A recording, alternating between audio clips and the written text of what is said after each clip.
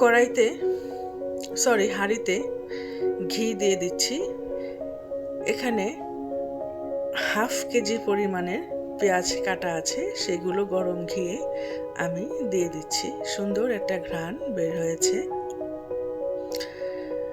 গরম ঘিয়ে পেঁয়াজ দিয়ে আমি এখানে হালকা করে একটু নাড়াচাড়া করে নিচ্ছি, শুধুমাত্র সেন্টটা আসার জন্য। এখানে আমি 1.5 কেজি খাসির মাংস নিয়েছি। মাংসের টুকরাগুলো একটু বড় বড় করেছি। অবশ্য আফগানিস্তানে আর পাকিস্তানের পেশোয়ারে এই বিরিয়ানিটা রান্না করা হয়, এখানে মাংসগুলোর টুকরো আরও অনেক বড় থাকে। দিয়ে দিচ্ছি একমাত্র মশলা জিরা। এখানে আর দ্বিতীয় কোনো মশলা ব্যবহার হবে না।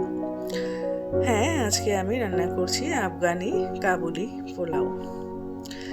গ্যাসটা এই পর্যন্তই এখানে থাকবে। ভালোভাবে ভেজে নিচ্ছি মাংসটা। তো আসসালামু আলাইকুম, কেমন আছেন সবাই? আশা করছি ভালো আছেন, সুস্থ আছেন। আমিও আল্লাহর রহমতে ভালো আছি, সুস্থ আছি। মাই স্পাইসি কিচেন লাইফ বাংলা চ্যানেলটিতে আপনাদের সবাইকে স্বাগত জানাচ্ছি। আমি ফারজানা হোসেন। এখানে দিয়ে দিচ্ছি 1.5 লিটার গরম পানি। ঢাকা দিয়ে রেখে মাংসটাকে সুন্দরভাবে সেদ্ধ করে নেব। এটা 2.5 ঘন্টা এভাবে সেদ্ধ করব। এটা নিয়ম হচ্ছে এইভাবে অল্প আছে বেশিক্ষণ সময় ধরে এটাকে সেদ্ধ করতে হয়। তো আমার ভিডিওটি যারা দেখছেন তারা একটা লাইক করে দেবেন, কমেন্ট করবেন, ভালো লাগলে সাবস্ক্রাইব করবেন, শেয়ার করবেন। এখানে কয়েকটা কাঁচামরিচ আর মটরশুঁটি দিয়ে নিচ্ছি। এটা আমাদের মুখের স্বাদের জন্য দিচ্ছি। এটা অবশ্যই আফগানিতে দেয় না, আফগানিস্তানে এটা দেয় না। তো এখানে আমি 3 ঘন্টা চাল ভিজিয়ে রেখেছিলাম। বাসমতি চাল নিয়েছি, ধুয়ে 3 ঘন্টা চালটা ভিজিয়ে রাখতে হয়। সেটাকে ভালোভাবে ছেঁকে এখন এই মাংসের আখনির মধ্যে দিয়ে দিলাম। এই মাংসের পানিটাকে এটাকে আখনি বলে। তো এখানে আমি পরিমাণ মতো পানি দিয়ে নিচ্ছি। আমার ভিডিওটি খুব ছোট, দয়া করে কেউ এটাকে স্কিপ করে দেখবেন না। তো এখানে পরিমাণ মতো পানি দেওয়া হয়ে গিয়েছে। এখন আমি এখানে লবণ দিয়ে দিচ্ছি।